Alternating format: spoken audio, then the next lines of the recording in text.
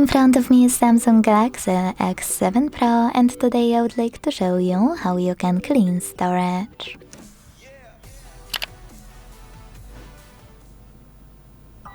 Begin by opening Play Store and downloading free app called Files by Google Developer. When it's ready, launch it.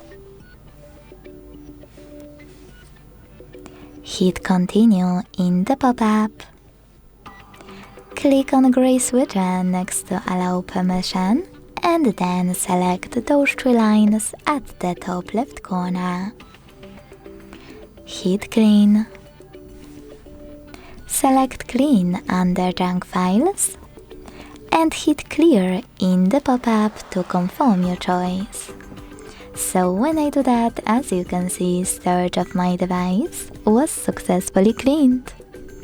Thanks so much for watching. If you enjoyed this video, leave a like, comment and subscribe.